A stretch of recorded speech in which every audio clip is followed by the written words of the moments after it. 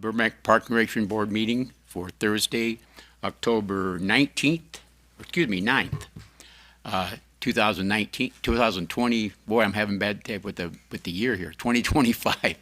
My apologies. Let's please stand for our flag salute.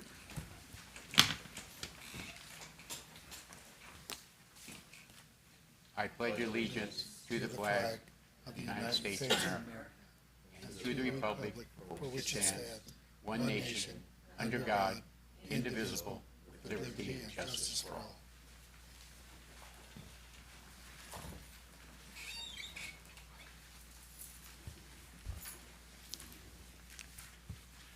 Mr. Chad Thompson, can we have the roll, please? Yeah. Good evening, Chair Mickey DiPaolo. Here. Vice Chair Robert Brody. Here. Board Member Farah Asadi. Here. Board Member Maisha Gamino. Here. Board Member Ara Masurlian. Here. Thank you. Thank you. Announcements. I'd like to introduce Mr. Kasem Talbot. Welcome, Mr. Talbot. Good evening, Chair Mickey DiPaolo and members of the board. Thank you to everyone for joining us this evening. My name is Kasem Talbot, Aquatic Supervisor for the Parks and Recreation Department. Tonight I have the pleasure of sharing the department's program announcements with you. Please begin the slideshow.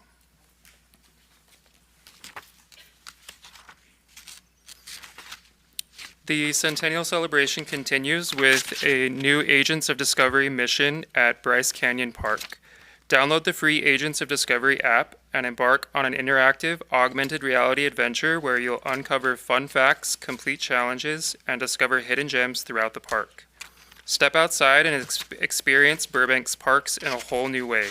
For more information, visit your local recreation center or go to www.burbankca.gov/parks100. The City of Burbank is accepting applications for the Military Service Recognition Program. To qualify, honorees must be active duty U.S. Armed Forces personnel and either a current Burbank resident or the immediate family member of one. The honoree must also have lived in Burbank. Applications are open through October 10th, 2025 for the November installation.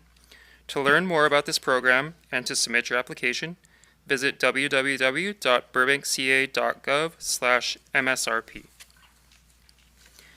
We are now accepting applications for the RISE class of 2026. RISE is a free 8-week program that empowers Burbank residents to become active community leaders. Participants will connect with city officials and businesses while gaining valuable insight into city operations and resources. Strengthen your leadership skills, build connections, and make a lasting impact in your community. Apply today at www.burbankca.gov/rise. The City of Burbank Parks and Recreation Department, in partnership with Davie Resource Group, is creating an urban forest master plan to guide the future of Burbank's trees. Community members are encouraged to attend upcoming meetings to learn more and share their thoughts. Your input will help shape a healthier, more sustainable urban forest for generations to come. Join us for one of our next in-person community meetings on Thursday, October 16th and Saturday, October 18th at the Community Services Building, or for our virtual meeting on Saturday, October 23rd. For more information and to register for the upcoming meetings, visit www.burbankca.gov/parksandrec. Visit the shelter at 1150 North Victory Place during our Kittens Fair to meet adorable kittens currently in the shelter's foster program. Adopt your next best friend and learn more about the Kitten Foster Program. You won't want to miss this perfect opportunity. The next fair will be held on Saturday, October 11th from 10 a.m. to 2 p.m. See you there. Join us for Story Owl Hour, a monthly program that features a nature-themed story read by Burbank Public Library staff, followed by a hands-on activity led by Parks and Recreation staff. Each month's theme brings new discoveries, and selected books will be available for checkout. Don't forget your library card. Visit www.burbankparks.com to register today. Get ready, Burbank. It's time for another Parks and Recreation Department's Galaxy Night. Join us on Saturday, October 18th at 6 p.m. for a day of fun, friends, and soccer action. Grab your tickets now at burbankparks.com. The 2025 Community Arts Grant Program is accepting applications. The purpose of the program is to support local artists and nonprofit artists organizations and to engage Burbank residents with diverse and outstanding cultural arts projects. Applications are due Friday, October 17th, 2025 by 5 p.m. To learn more about this grant opportunity, visit www.burbankca.gov/community-arts-grant. Step into the 2025 Haunted Adventure Maze, where the past and present collide in unforgettable scares at timeless terror. Experience eerie encounters, chilling twists, and a journey through time you won't soon forget. Tickets are $10 for adults and $5 for children 12 and under when purchased online, or $12 for adults and $7 for children 12 and under for walk-up admission. To purchase tickets, visit www.burbankca.gov/Halloween. Get ready for one of Burbank's favorite fall traditions. The floating pumpkin patch is back at the Verdugo Aquatic Facility on Saturday, October 18th. Participants can splash, play, and pick the perfect pumpkin right from the activity pool. Don't forget to grab some candy, decorate your pumpkin, and take a Halloween selfie with Burbear. Registration is now open. Visit www.burbankca.gov/Halloween to sign up today. Get ready for a not-so-spooky morning of fun at the Little Pumpkins Tot Party. Join us on Saturday, October 25th, 2025 from 10 to 11:30 a.m. for games, crafts, treats, and a special goodie bag to take home. It's the perfect way for your tiniest pumpkins to celebrate Halloween. Registration is now open. Visit www.burbankca.gov/Halloween to register today. Get ready for tricks and treats at Halloween Skate Fest. Skaters of all levels are invited to hit the skate park for a frightfully fun evening on Sunday, October 26th from 6 to 8 p.m. at Valley Skate Park.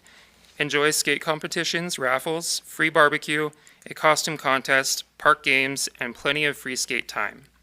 Presented in partnership with Pacific Skate School, this spooktacular event is the perfect way to celebrate Halloween on wheels. Please remember that full pads are required.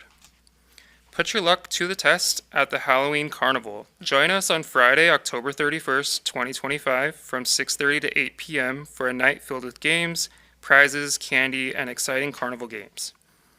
Registration is now open. Visit www.burbankca.gov/Halloween to register today.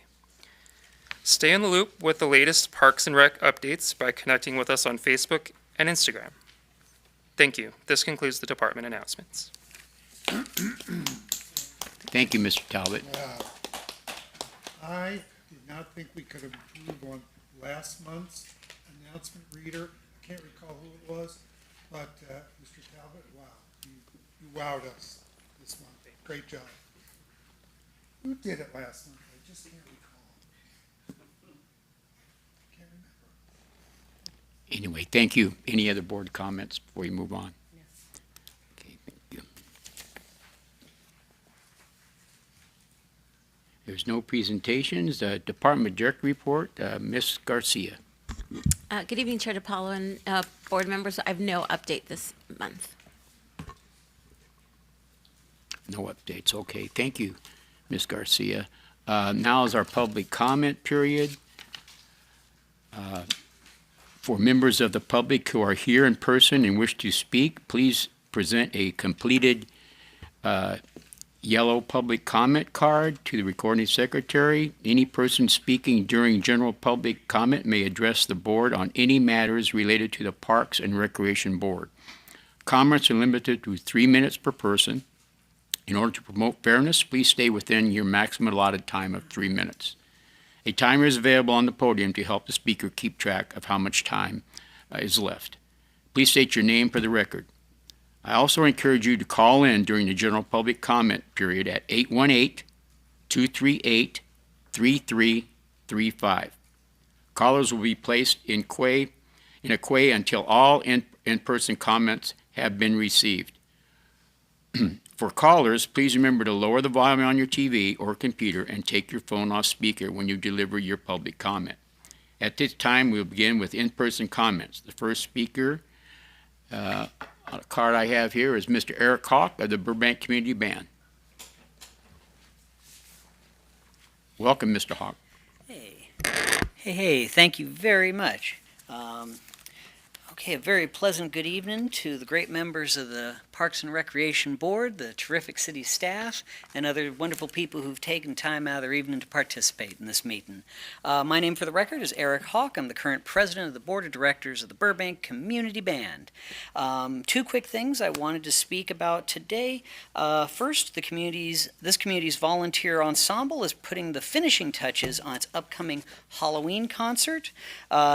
We will be performing our third annual Halloween concert on Saturday, October the 25th at 5 p.m.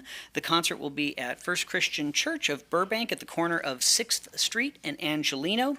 And as all Burbank Community Band concerts, this will be a free concert to all y'all and the community for sure. We are going to have some terrific pieces with music for the Halloween season, with some familiar pieces like a medley from the Nightmare Before Christmas, as well as a really very neat one that will evoke images of traveling to the mythological underworld along the river Styx with the ferryman to take you to the underworld, as well as riding in a doom buggy in the Haunted Mansion at Disneyland. So some really neat pieces.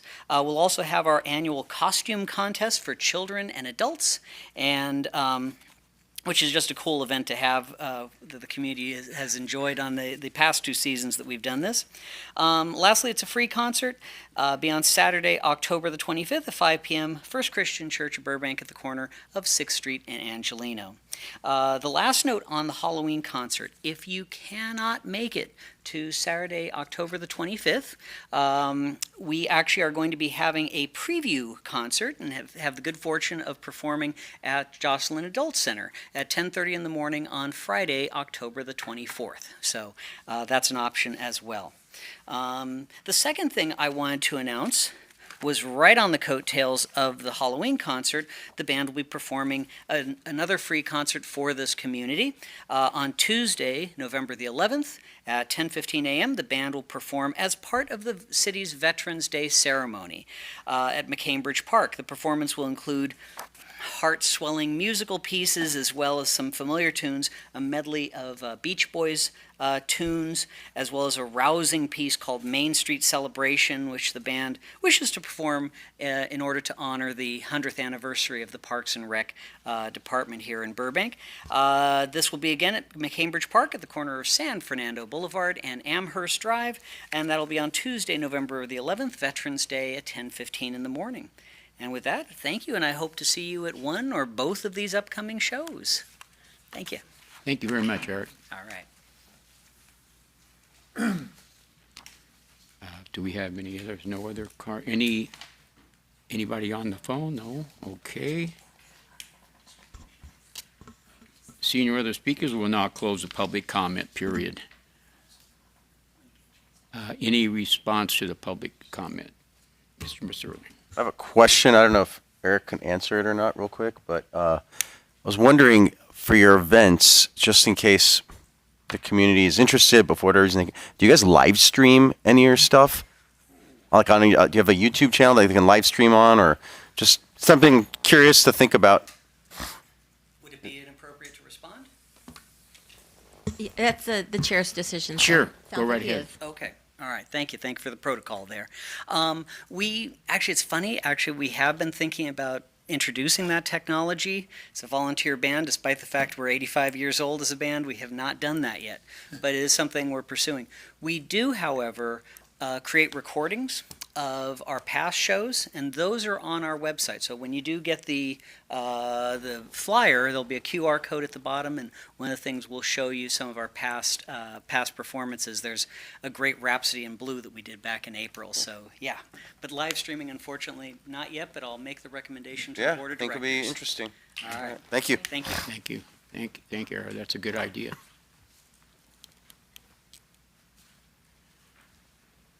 Okay, let's see.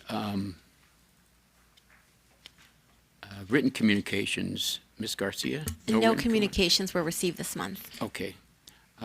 Park board comments. Any comments? Go ahead. Thank you.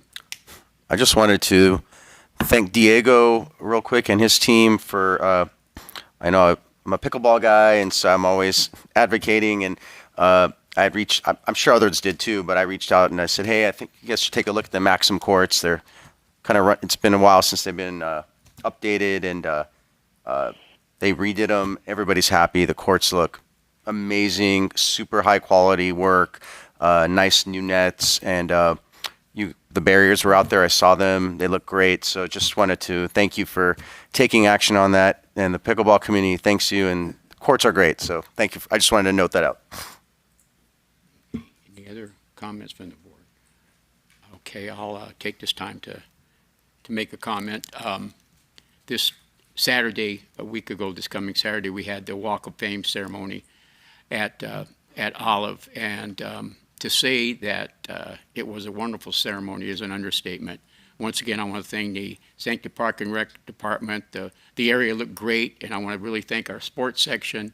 They always treat this Walk of Fame ceremony with the ultimate of respect and hard work, and it shows. And trust me, the people that are inducted into the Walk of Fame that day feel very thankful and grateful for the recognition they get. And everybody that's gone in the Walk of Fame deserves to be there. But these three gentlemen that went in on Saturday, it was unbelievable what their bios are as far as the contributions they've made to youth sports, and just the example they set for not only the people that they coach, the young people that they coach, but also their family. And one gentleman that I had the pleasure of introducing, his son is into coaching already. So it looks like it's gonna run in the family. But once again, I want to congratulate the three gentlemen that went in, and really, really thank the sports office for making the department look really, really good. And we appreciate their hard work. And the continental breakfast is pretty good. So thank Command Performance for that. Thank you. Yeah, go ahead. Can I add one thing real quick? I was fortunate enough to be at that ceremony also, and I want to say to the board that really one of the highlights of it was that one of the presenters was our own chair, who is a past recipient of the Walk of Fame and is on the Walk of Fame. And I'll tell you, that was so meaningful to everybody there to see Chair DiPaolo be one of the speakers and introduce one of the selected candidates and actually be one himself. It was, for a newbie like me who got to work with the chair on the selection committee, it really made it very special. So congrats again. That's very nice, Robbie. Thank you. I appreciate that. There's no need for it, but that's nice for you to say that. Thank you very much. And I was honored to be there. It's a real inspirational day, and we're going to start doing it every other year. And anybody out there in our audience or anybody that's watching us on TV, if you have somebody or if you think that you're qualified, please submit an application. We don't ever want this to fall by the wayside, and I'm sure it won't. But thanks again to the Park and Rec staff. Thank you all very much. Okay, new business. Discussion on City Council priorities for 2025-2026. Ms. Megan Wilkie.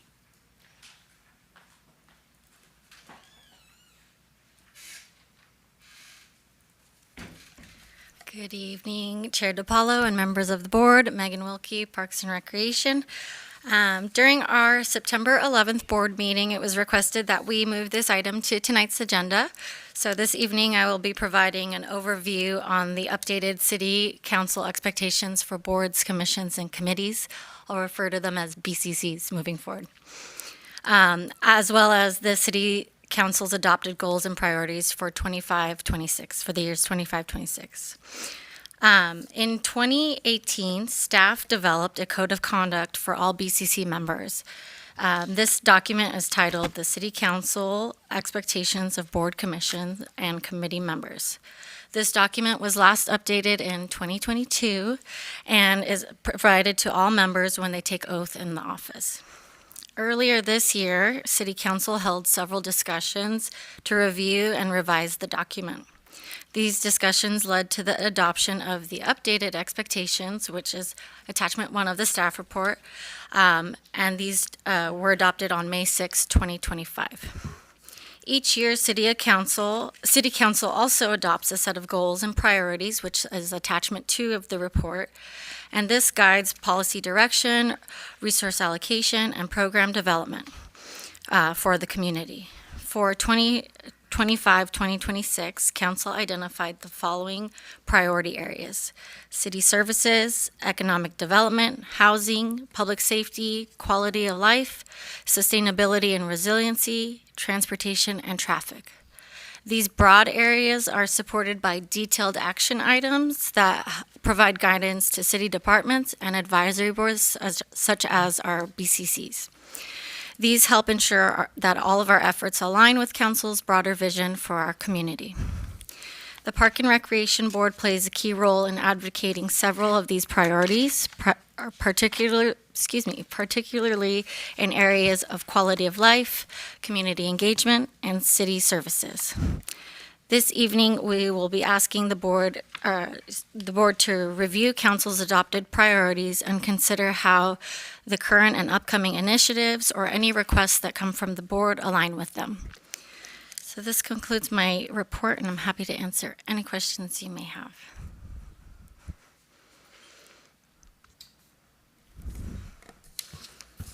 Shirley. Based on these priorities, it seems like our purview is primarily around the quality of life one more than anything else. I see, this is a topic, I do see Dick Clark Dog Park on there, so I was curious, does that mean that that's a priority for City Council wanting to have that happen and before end of calendar year 2026? Is that accurate? Yes, that's accurate. Okay. And then I was just also curious, out of A through I don't know if this question is directed to whomever could answer it. Is there any other one here that stands out that you guys want us to further discuss, or that any questions on, or nothing? No. Okay. I think we wanted to make sure that the board was aware of the new policies.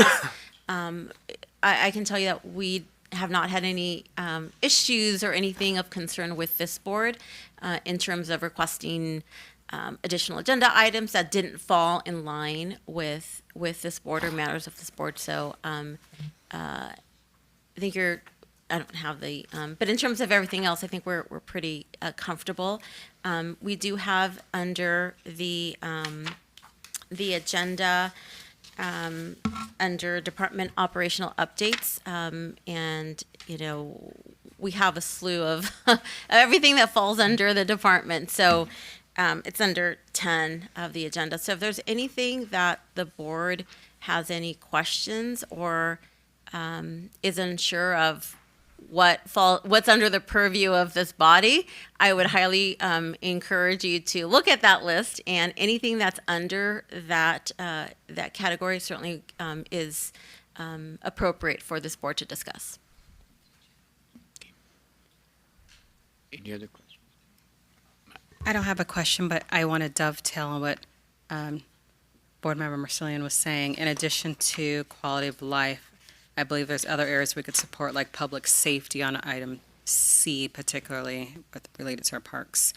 Sustainability and resiliency as related to the tree canopy, Correct. item C, and then likely maybe under transportation and traffic, like the bikeway. Correct. So our department, and that's why I think it was important to share the council's goals and the details, and then also, make sure that the board is aware, right? That what we do in Park and Rec, I think, spans multiple categories, and so we just wanted to make sure that absolutely, if there is a question or concern on like sustainability, for example, right? Trees certainly falls under that. But if a board member asked for an update on, the ban of plastics or something that really does not fall under this board, is something that we would not be something that we would put on the agenda because it's outside the purview of this board. Any other questions or input? Thank you very much for Thank a you. great report, Megan.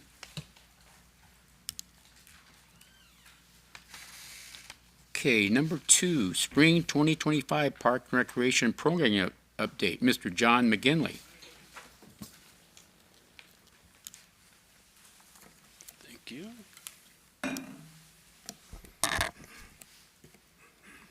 All right. Good evening, Chair DiPaolo and board members. My name is John McGinley, Recreational Service Manager over Sports and Aquatics. The Parks and Recreation Department is pleased to provide the quarterly update for April through June 2025. The department continues to be the heart of the community, operating 42 parks and facilities and providing year-round programs, services, and events that enrich the lives of Burbank residents and beyond. The Burbank Animal Shelter received 480 animals during the quarter, resulting in 226 adoptions, 85 reunification with owners, and 171 kittens being placed into foster care. Animal control officers responded to more than 2,200 service calls. In June, to celebrate Pet Month, shelter staff launched a kitten road tour, bringing 16 kittens to city employees at multiple facilities. Employees were able to cuddle and play with the kittens, spreading smiles and connection throughout the city. The shelter hosted its first Kitten Foster Program Adoption Fair on June 14th, where foster families brought their kittens on site for adoption. 16 kittens were placed into new homes that day. Overall, the foster program continued to thrive, with 171 young kittens cared for in foster homes this quarter, and 57 adopted in June once they were ready for placement.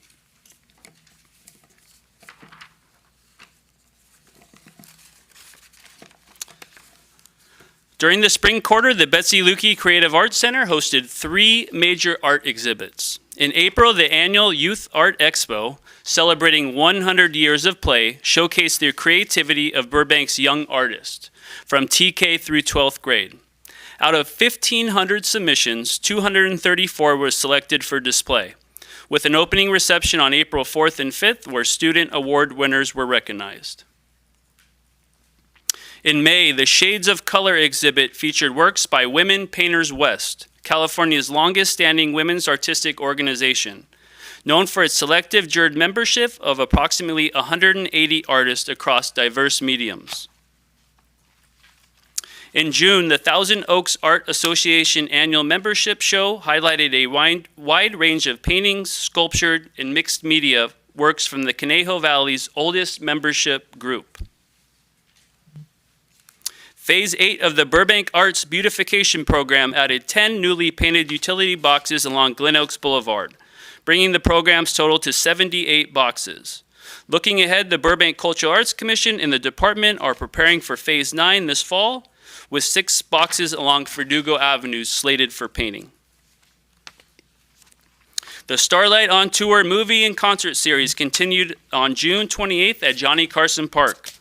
Community members enjoyed pre-show activities including a DJ, food trucks, informational booths, and the Park and Play mobile recreation vehicle, followed by a free concert and screening of The Wild Robot. More than 200 attendees came together for an evening of arts, recreation, and entertainment in the park. The Burbank Volunteer Program. Dig Burbank events took place at McCambridge Park, Ralph Foy Park, Betsy Lukey Creative Arts Center, and the Verdugo Aquatic Facility. Along with their monthly cleanup efforts, the Burbank Volunteer Program staff collaborated with local businesses for additional cleanup days at local parks and participated in the annual Earth Day celebration. The Burbank Volunteer Program continued to support 23 volunteer stations with 295 registered volunteers, providing over 15,000 hours of service to the community this quarter. Sorry, I went a little too quick. The Jocelyn Adult Center and Tuttle Senior Center offered over 60 weekly classes supporting wellness, social engagement, lifelong learning, while also providing vital support services such as legal aid, Medicare counseling, and health screenings. On May 14th, the Jocelyn Center hosted a resource fair with more than 20 community programs, drawing over 300 participants. The Elderly Nutrition Program served 22,418 meals through this hybrid model and delivered 7,059 meals to homebound seniors, ensuring both nutrition and independence. Nutrition education continued through wiser dining activities in the Eat Smart, Live Strong workshop series, further promoting healthy living among older adults. In total, the department delivered 750 programs for the 55-plus community, serving more than 8,600 participants. The City Council also proclaimed May as Older Americans Month, honoring volunteers Pamela Cooper and Tammy Fagan with the Peter McGrath Outstanding Older American Volunteer Award. The I Spy Burbank Centennial Challenge continue to engage residents through interactive missions at Stowe Canyon, Verdugo Park, and Robert Gross Park using the Agents of Discovery mobile app. The Centennial Retro Campout was held June 14th and 15th at Robert Gross Park, with 168 campers enjoying a weekend of classic game, s'mores, glow rides, a screening of Wicked, and a pancake breakfast. Go Skate Day was celebrated once again at the Valley Skate Park and included free skateboarding, contest, raffles, and refreshments on June 21st. The Youth Board once again participated in the annual Spring Extravaganza event on April 12th by operating the Bunny Photo Booth and raised $320 in donations. The board voted to use the funds to facilitate a care package donation drive, requesting travel-sized toiletry and personal care items to benefit the Burbank Temporary Aid Center. Youth Board Chair Aiden Yu presented the Austin Cook Award to Sid Reynolds, a 6th grade student at Dolores Horta Middle School, at the June 3rd City Council meeting. Some of Sid's accomplishments include the President's Award for Excellence, perfect scores in the English on state assessments, and founder of Sid and Buddies, a charity he launched to bring birthday joy to children affected by the Southern California wildfires this year. All right, Summer Days. The Summer Days program launched May 27th with 6 sold-out camps serving ages 5.5 through 14 through sports, arts, science, swimming, field trips, and performances. Nature and Art Summer Days both expanded to full-day models, offering specialized activities at Stowe Canyon Nature Center and the Overham Community Center. Staff training on May 18th emphasized swim safety, conflict resolution, and active supervision, setting the tone for a safe and engaging summer. Demand was exceptionally high, with all camps filling and generating over $500,000 in total revenue on the first day alone. By June 30th, total revenue reached nearly $800,000. All right, after school days. Priority registration closed April 25th with 325 returning participants out of the 400 available spots. In partnership with the Burbank Unified School District, Roosevelt and Stevenson, programs will relocate to on-campus sites this fall to improve safety and services. Open registration began June 4th, reaching 80% of capacity by June 30th. The Parks and Recreation Department, for the first time, partnered with Public Works, Burbank Water and Power, the Sustainable Burbank Commission, and the Burbank Eco Council to put on Earth Day, Pedal Party at the Park, event on April 26 at Ralph Foy Park. Despite the initial showers, dedicated attendees enjoyed the Tree City USA ceremony and tree planting, as well as the opportunity to plant an additional 10 trees through the Plant for a Greener Burbank initiative. Patrons also were entertained by live music by the Burbank Music Academy and a robust line of guest speakers, presenters, and over 25 vendor booths. Nearly 200 people registered for the event, and over 1,400 people visited the park that day. All right, Memorial Day. The Parks and Recreation Department and Burbank Veterans Committee hosted the annual Memorial Day ceremony on May 26. The Burbank community came together to pay tribute to service members who made the ultimate sacrifice to protect our country. John Burroughs High School Powerhouse Choir members gave touching performance to the about 500 people in attendance. Mayor Perez, Congressman Friedman, and Assemblymember Schultz were in attendance and gave remarks. The city relaunched the Military Service Recognition Program on April 11th. Active duty military personnel from the United States Armed Forces have the opportunity to be recognized for their service through a personalized street pole banner, that will be on display for 2 years on 3rd Street from Olive Avenue to Burbank Boulevard. Applications will be accepted twice a year in the spring and fall. A total of 6 applications were received for the spring 2025 application period, and banners were installed on May 23rd. All right, sports. The sports department received the Million Coaches Challenge grant from the National Recreation and Park Association, NRPA, to provide social emotional learning and diversity training for coaches and community members.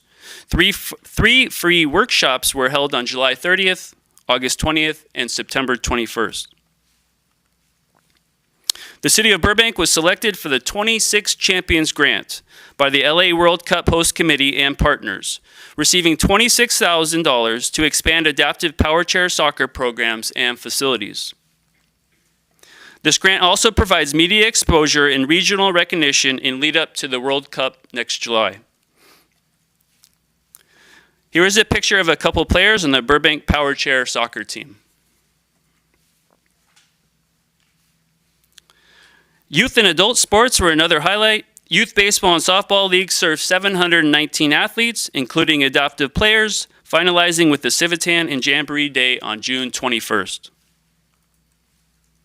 Special partnership days with the LA Galaxy and LA Sparks gave more than 250 community members exclusive experiences.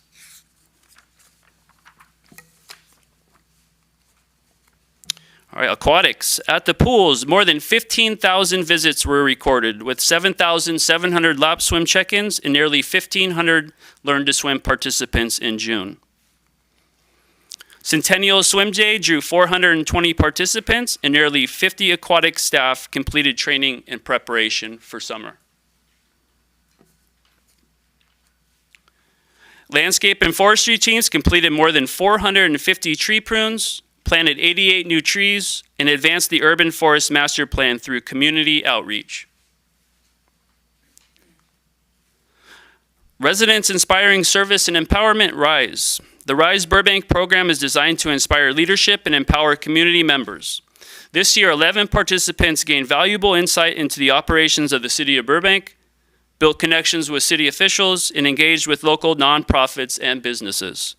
The class of 2025 graduated on May 7th. The Ron Howard Bench Project. A bench donated by Ron and Cheryl Howard was recently installed at Johnny Carson Park. The Howard family made this donation in honor of Ron's connection to Burbank and his contributions to the entertainment industry. All right, film permits. McCambridge Recreation Center hosted NBC Universal for the Back to the Future 40th Anniversary Web Special. Other notable productions included Apple and Peacock TV series The Aces and Love Island. In total, 5 film permits were issued, generating nearly $10,000 in revenue. In conclusion, the quarter reflected the department's ongoing commitment to innovation, inclusivity, and exceptional services. From animal adoptions and art programs to senior services, youth camps, aquatics, and citywide celebrations. Every initiative strengthened community connections and highlighted the vital role Parks and Rec play in making Burbank an active and engaged city. Thank you all for your time and continued support of our programs. Thank you. Thank you, John, for that thorough report. Wow, what a great time we've had. A lot of busy stuff going on, but it's Park and Rec departments should be commended for their hard work, and it really shows the quality stuff that we're bringing out. Any questions or comments from the board? Mr. Mercerlian. Yeah, I don't have a ton. I mean, I think you just showed the full breadth of what this department in the city does for the city. I think if people think Parks and Rec is just, they think, oh, the parks and like maybe the sports leagues, but there's a lot more than that. And obviously you demonstrated that with your report tonight. So I don't have a ton there. Very random question out of everything you presented. You're going to be like, that's the thing you pulled from that. But I know that you guys have that sports truck. Yes. I saw a few places online on Facebook, and I think it went to one of the Burbank chats. I don't remember which one. And people are asking, can we rent a sports truck for birthdays? I was wondering, do you guys rent that out for birthdays or private events? We don't. I was just curious. I mean, there's can we go too far in with? We could talk a little bit Yeah. about it. Go ahead. So we're actually looked. It's actually started with Edgar here. So we've had the park and play. We've been going out mostly to our events. It needed some revisions. I don't know if you guys have seen inside of it. We were kind of just putting stuff in there and it's rolling around. So Edgar kind of came up with the idea. We went to West Coast Customs to see if they nice. might be interested in a partnership, and they were interested. So that actually led us to think with this van that we have, is it worth, putting some extra money into it, this older van? And it turns out we may be able to be getting a newer vehicle to use for the same purposes that we're using that truck for. And if we get that and we use West Coast, we're going to expand, obviously. So, I mean, yeah, we would use there's it a lot more. Opportunities there. I've saw, at least in the last month, like 5 or 6 people that are having like birthday parties for their kids that were like, oh, is there like a sports Right. truck band thing that comes and can do something? And so I was just like, so when you said that, it just sparked. I was like, oh my gosh, like it's crazy. Like, We thought about especially if we get this done. Our goal is, with World Cup and Olympics coming up. Yeah. So if we have this awesome new vehicle to take out to events and do different things, but yeah, no, for sure. cool. That was my only thing. I have a question. Are there plans to kind of share preparation or upcoming events for World Cup and Olympics and things of that nature, just so that the board can be a little more informed on that? Yes, excellent question. We do have an internal, without going too much since it's not on the agenda, there is an internal city staff committee that are planning city collectively the city support and events, both with the World Cup and the Olympics. The World Cup next year in 26 and the Olympics in 28. We do have it on our forecast to provide the board with an update on what we've done so far. And I believe that is for January. January will be, you'll receive an update on that. We're excited to share lots of fun stuff. Any other comments or questions? Just a little background on the recreation van. Right? It was, I was fortunate to be part of the, when it first came on board in 1994, I believe. And it was originally meant to go around to different areas, preferably cul-de-sacs that were where we could set up the recreation equipment and draw the neighborhood around. So if they were located a good distance from the park. We also used it for the Elmwood project, where there was a lot of gang activity, and the city of Burbank got with other entities, and they made that a really beautiful area there. Built new apartments, and we were involved in that too. So that was the original concept. We want to continue that. Yeah, Sorry, yeah, right. for sure. And I know you do, and it's a wonderful program in it.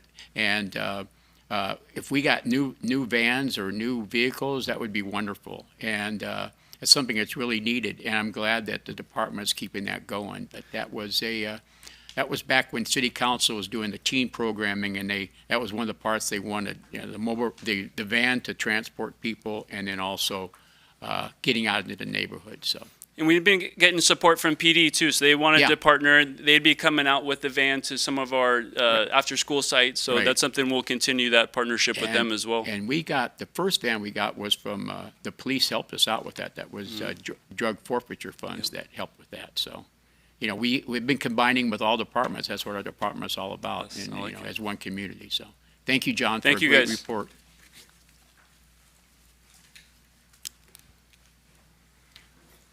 Okay, DeBell Golf Course Annual Report for fiscal year 2024-25, Miss Dina Moon. Good evening, Dina. Good evening.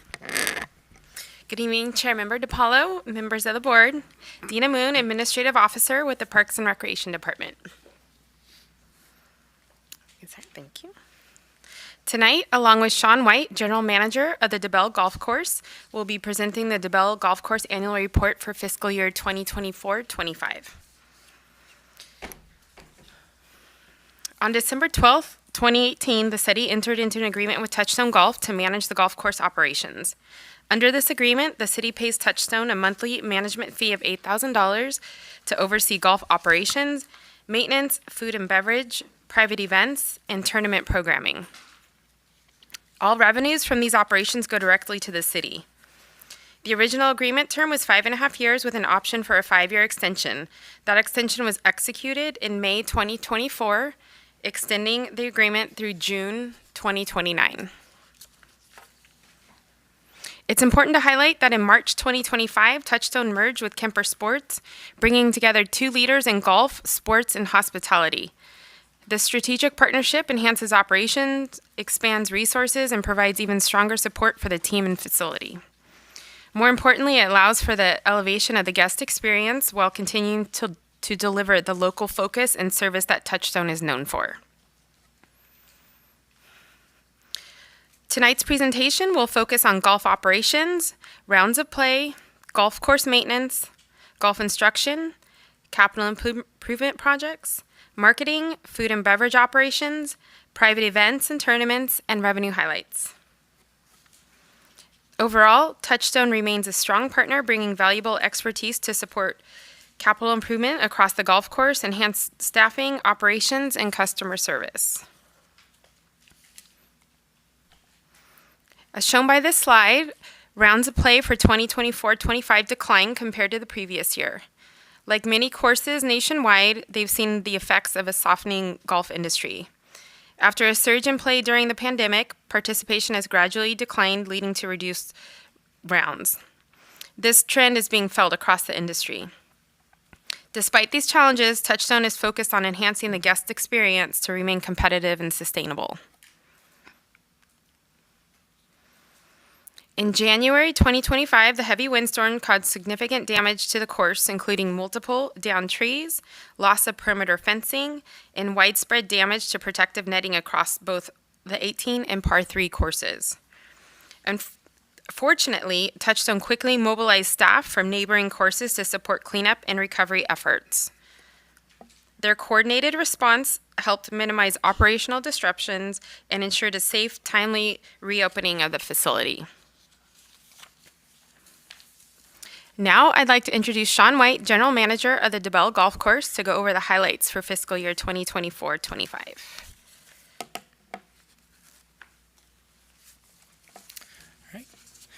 Good evening, Chair DiPaolo and members of the board. So during fiscal year 24-25 for DeBell Golf Course, some of the important capital improvement projects that we went through were as followed. So we had multiple cart paths along the course that were damaged that we went through and repaired, as well as most significantly on holes 11 and 12, there was a long stretch of cart path that was old asphalt that was filled with potholes. So we tore that up and added brand new concrete cart paths. So that, along with the repairs made, has helped a smooth ride, a better look for customers, as well as keeping the carts in better health. The damage on the golf carts can be seen from the potholes, so that damage has been removed now. Along with the cart paths, we did also add significant netting repairs as well as additional netting. On holes 4, 7, and at the par 3, we repaired damaged or down netting, as well as on hole 6 along Harvard, added brand new netting to protect the street from errant golf balls.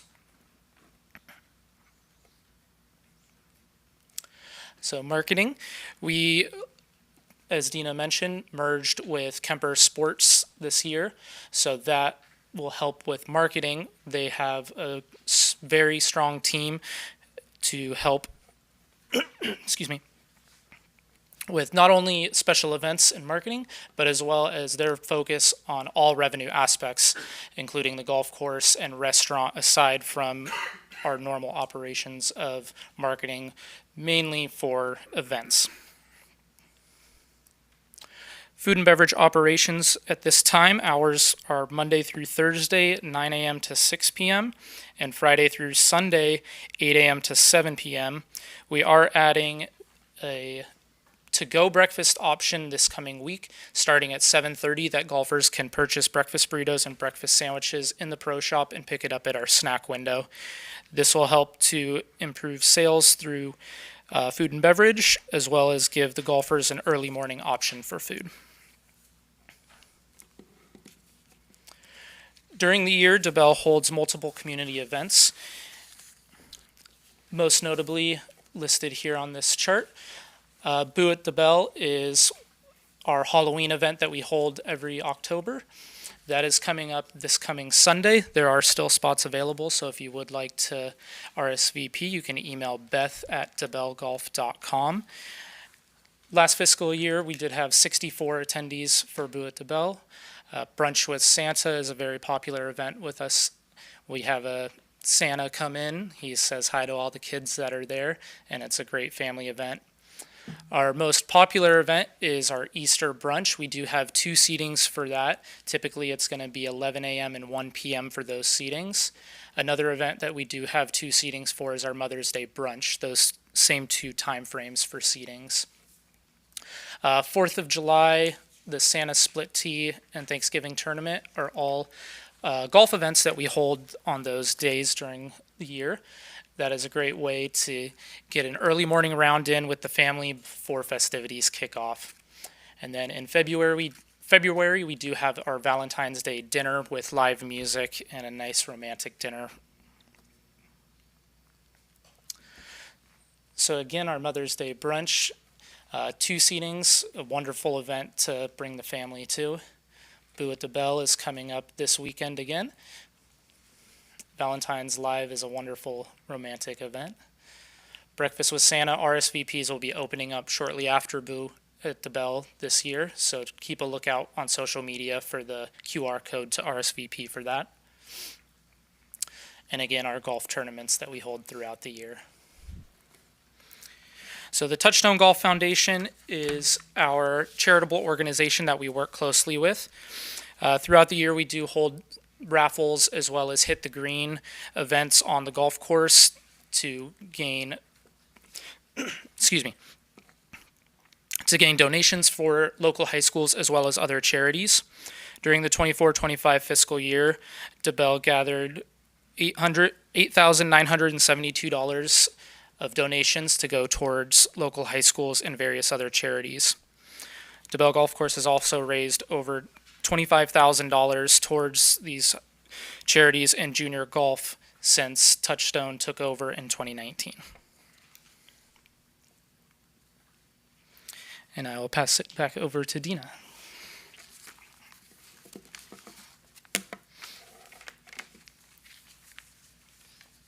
Thank you, Sean.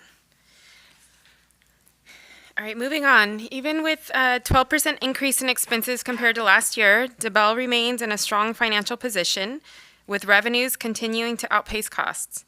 The rise in spending was mainly due to higher minimum wage and payroll costs, needed maintenance and repairs to equipment, and growing expenses tied to our aging irrigation system and rising water utility rates.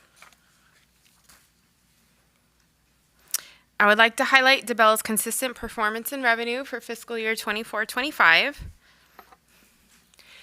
Notably, there was a 14% increase to both green fees, disc golf, and golf lessons. Revenues dipped by just under $120,000 compared to last year, but the city still ended the fiscal year with a strong net of nearly $665,000. Now in its 7th year, the city remains fully committed to maintaining a strong and collaborative partnership with Touchstone. Touchstone has consistently demonstrated its expertise as an operator, improving overall operations, course aesthetics, operational efficiencies, and customer service. They continue to deliver strong golf programming and dining experiences while generating steady revenue and ensuring the timely completion of essential maintenance and capital improvement projects. And this concludes our report, and Sean and I are happy to answer any questions you may have.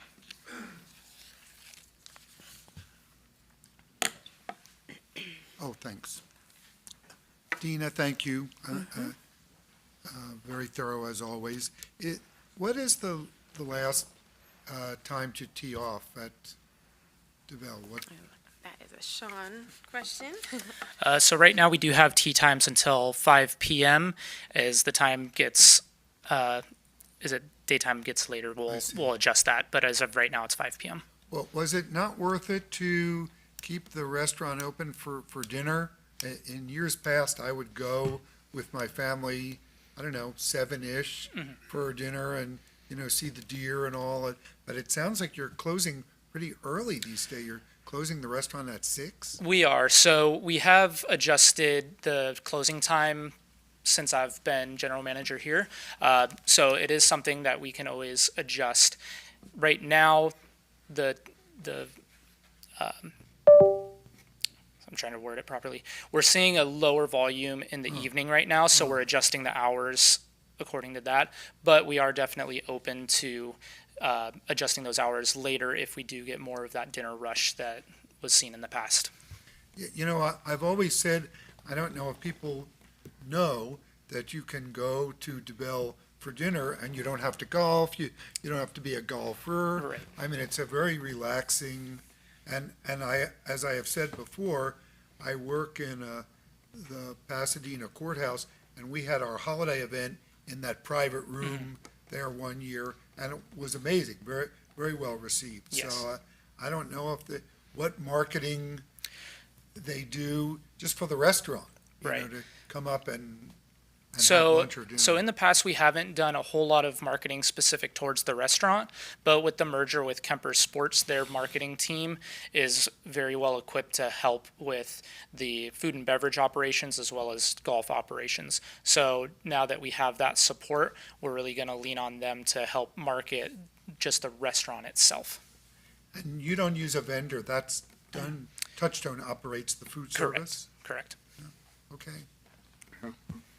Yeah, I don't have a lot on the golf side. Just it's a nice course. It's you gave all the updates. I mean, it's it's good. It's a great place. So I don't have anything there. I'm gonna piggyback a little off of what Robbie said, and that's where my head was at.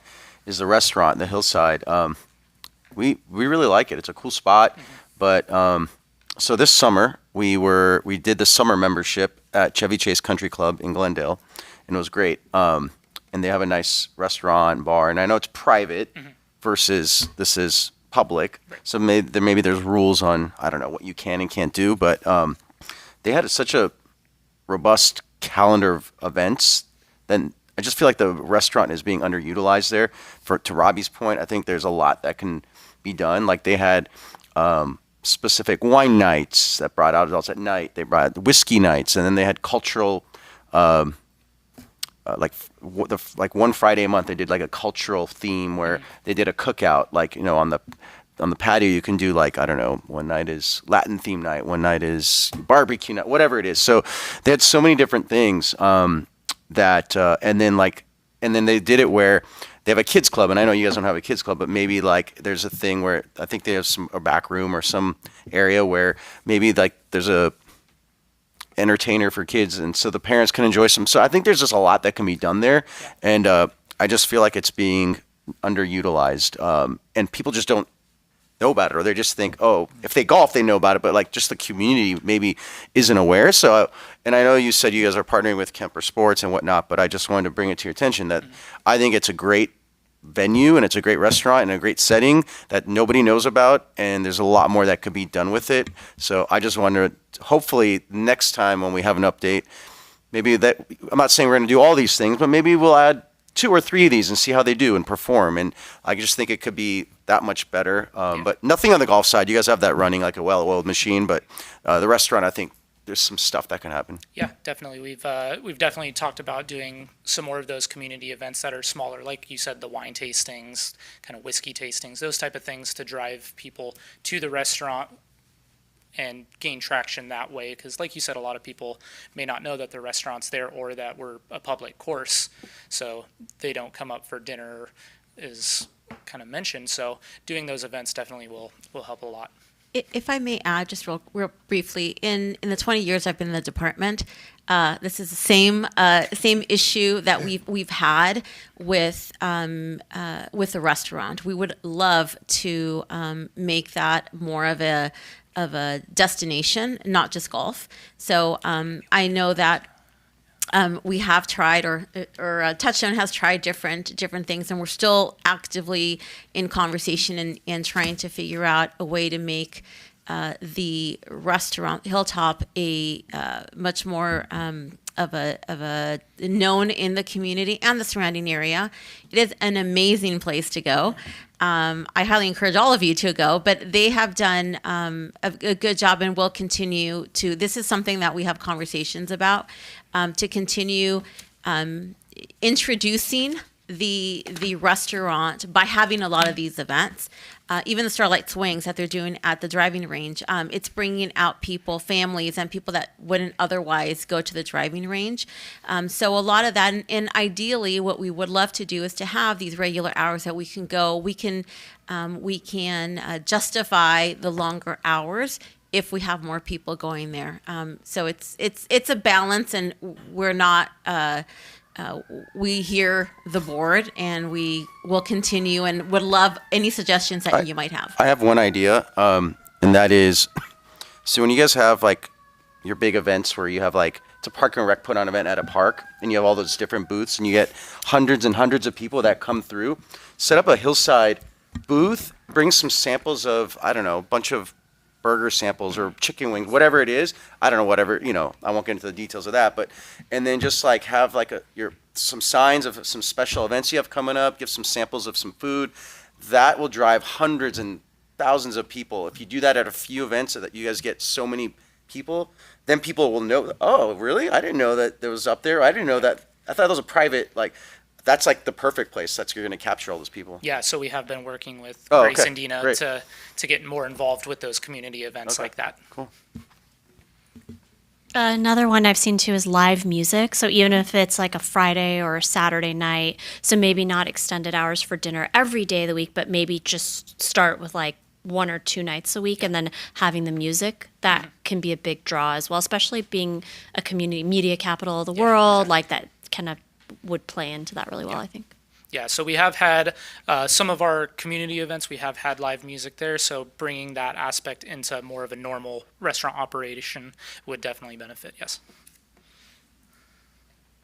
And I'm sure they're probably going to do this, but like, especially with the younger generation, social media, like if you are going to have a live music night, just making sure that it's, the Instagrams and the Facebooks and all the things, just so that it gets out there. Yeah, so yeah. anything like that we do post on our social media, and then connecting with Dina, the city will help promote that as well. Nice. I echo my colleagues' sentiments as far as, I think the key to the restaurant is, like Mr. Mercerlian said, to market it, go out to events, Starlight events, things like that, set up a booth. I think that would really help, and you've got another entity working with you on the restaurant part. Just from the standpoint that the food and beverage sales dropped almost 17%. So that's something I think, obviously, like we said, and I hate to keep repeating it, but something maybe you can look at and be consistent in your hours of operation. And I like all the special things you're doing up there. And one aside, I worked with the VFW third annual golf tournament a couple of weeks ago at DeBell, and the staff up there was out there 5:30 in the morning helping us get set up. We had a great shotgun start, started on time. The tournament went great. We had 148 golfers took place. We were 4 over the limit, and but the professionalism and the enthusiasm of the DeBell staff made it so much easier to run, and I just want to give you kudos on that. Thank you. Thank you.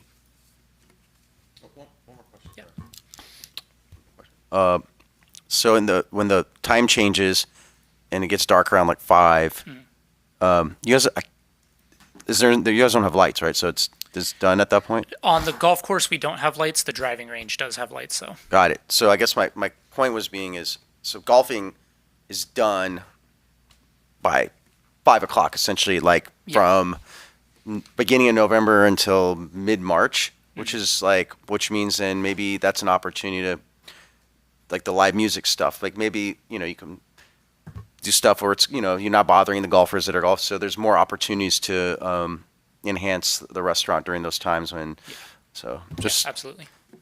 just throwing things out there. But like blues Friday nights or jazz, whatever it is. Yeah, there's just so many things you guys can do. Yeah. But the golf part, I'm not worried about. But the F&B, I think, that's where we need to up it. Aisha.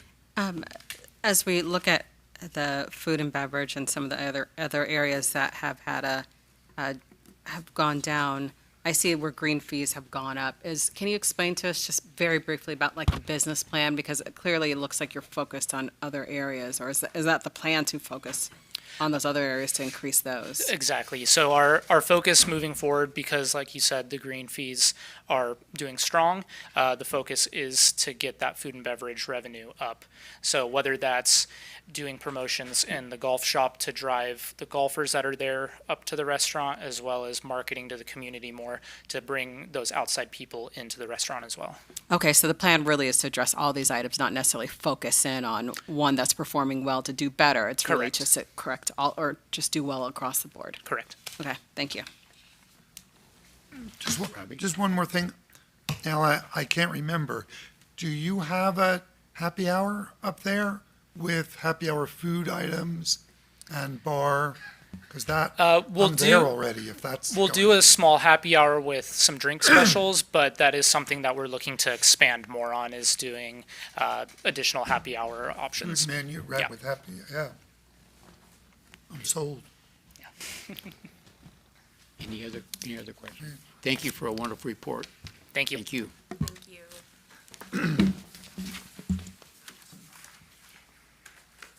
McCambridge Park pool renovation. That's exciting. Mr. Diego Savalos. Good evening, Chair DiPaolo, members of the board, Diego Ceballos, Assistant Director of Parks and Recreation. This evening, I will be giving you a brief but exciting update on the McCambridge pool renovation. And I'm just so delighted to have my aquatics team here. Just the utmost professionals, best the industry has. So really excited to have this team on board to help see us through this process.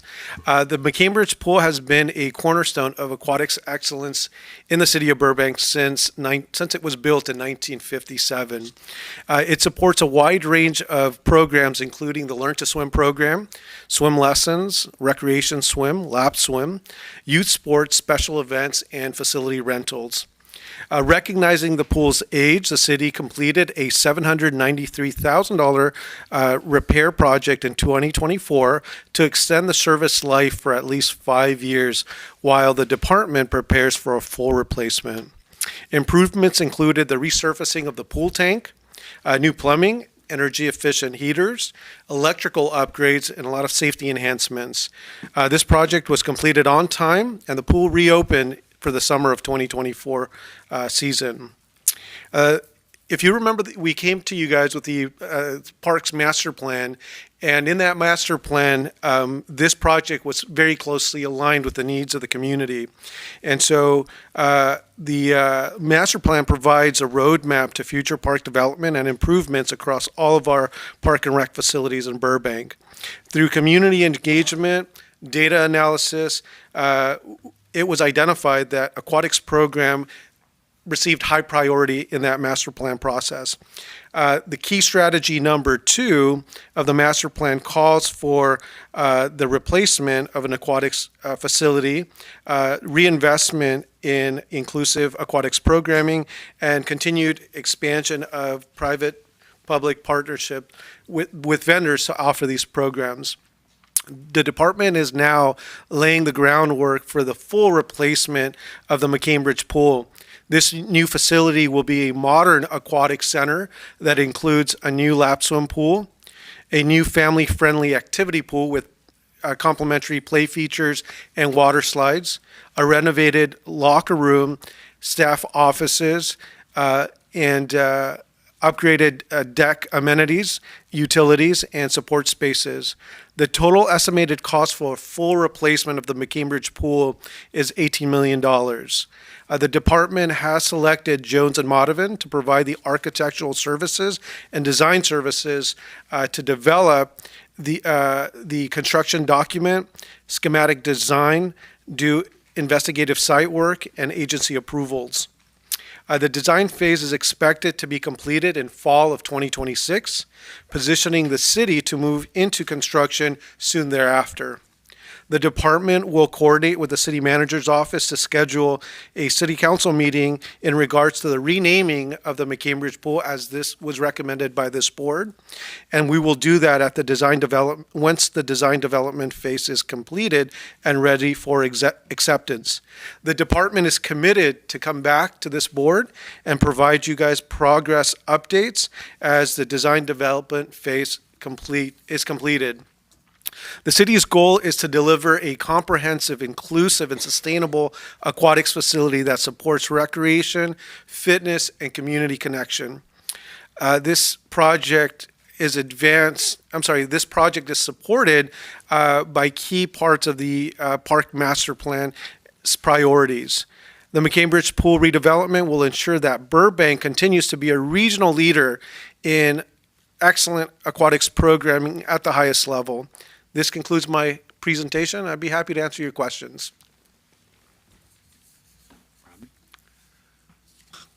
Amazing, Diego. Wow, this is going to be quite a project. Wow. What is the time period where you anticipate that the pool will be down or no pool? Yeah. So we're going into design development. We're starting now. That will be completed, like I mentioned, in fall of 2026.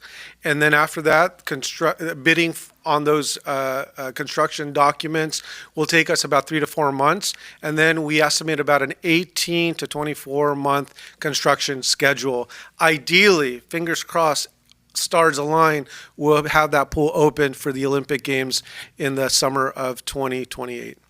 So is that the only part of the McCambridge complex that's going to be down, the pool? During that time, we anticipate taking down the swimming pool, and then the building that's underneath the rec center, where we house the rec center, the locker rooms, the staff offices. That area will be closed.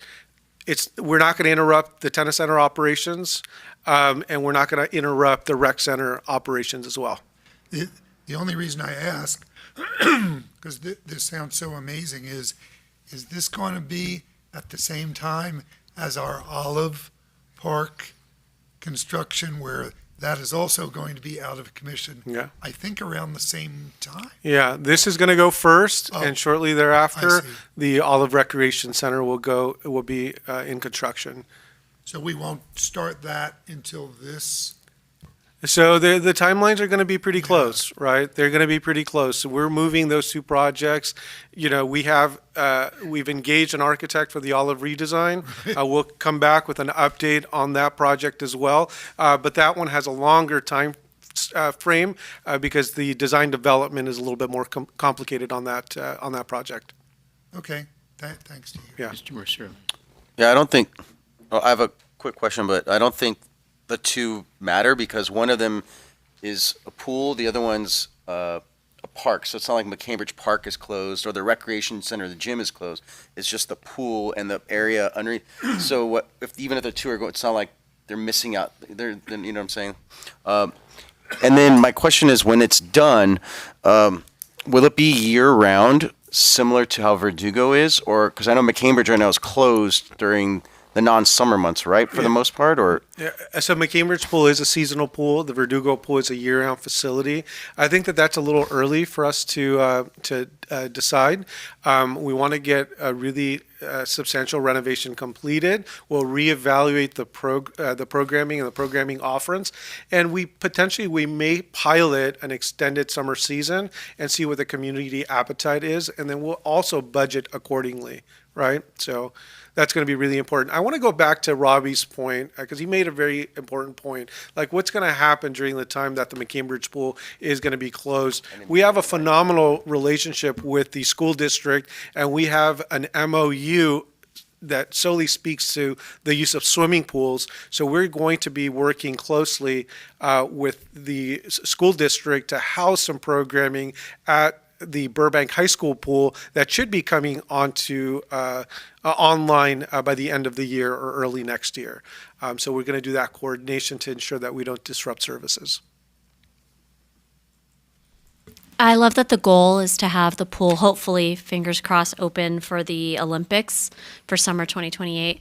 Are there thoughts about adaptive sports for, like, swimming for folks that may not be necessarily able-bodied or have different handicaps? And how could that play into maybe Paralympics? Or are there thoughts around adaptive swimming in general in this design? I know you guys are going into the design phase and that takes time, but is adaptive sports a part of that consideration? Yeah, absolutely. All of our facilities, we're looking to ensure that they not only meet the minimum ADA requirements, but we're going beyond that wherever possible. So to speak to the McCambridge pool specifically, we already have adaptive programs. There's a wonderful organization called One with the Water, thank you. One with the Water that offers adaptive swimming at the Verdugo Aquatics facility. Through the base event, the Burbank Adaptive Sports Expo, we brought an adaptive scuba diving program online. And my understanding is that One with the Water has approached us, or we've approached them, or we're in conversations with bringing them in as a contractor, not just a facility use permit, to expand adaptive programming. Yeah, so we are looking at that, and so what does that look like in practice? So that's ADA lifts, transferring people into the water that are always available anytime the pool is available. Through the press of the button, somebody can be transitioned into the pool. So we're looking at that for all of our bodies of water. It also means looking at the design of the locker rooms to ensure that the shower facilities have ADA stalls, the bathroom facilities have ADA stalls, but we want to go beyond that. Again, we've got subject matter experts that are part of our team, and their recommendations are maybe bigger lockers, maybe gender neutral changing stations, family changing rooms. So we're looking at all of that as we go into the design element or design phase of this process. Thank you. That's great. Thank you, Diego. That really sounds exciting. That's going to be a heck of a couple of years there where we have the renovation of Olive plus the brand new swimming pool. So thank you for that report. Thank you.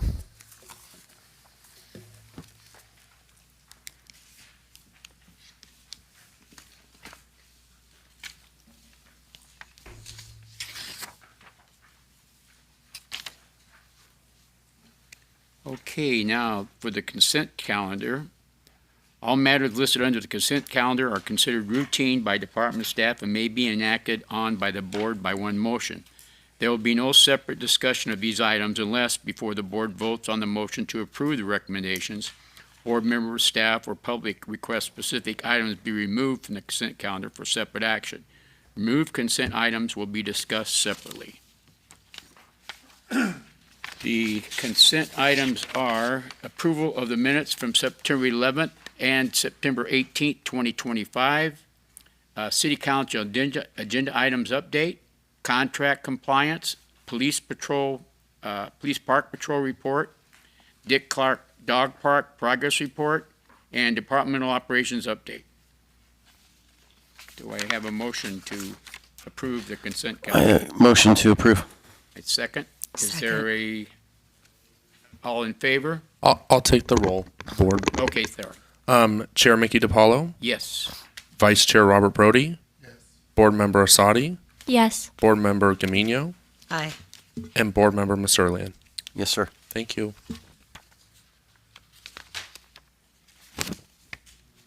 So any tabled items? Additional comments from the board? Robbie?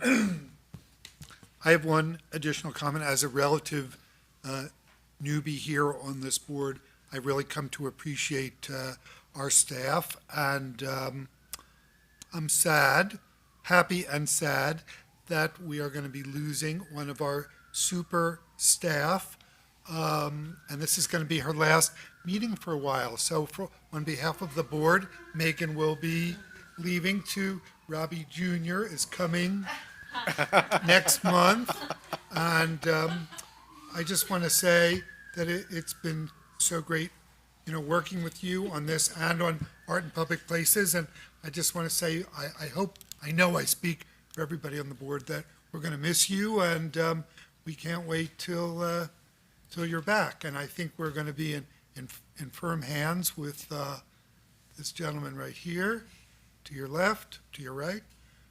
But you're going to be much missed. So, and I can't wait to see pictures of that, Robbie Jr. So, wow. Thank you, Robbie. Any other comments? Introduction of new agenda items. Any board members have any introduction of any agenda items? Okay, so to conclude the meeting, the next regularly scheduled meeting is on November 13th. Don't forget Veterans Day on November 11th. We're adjourned. Be well, everybody. God bless you.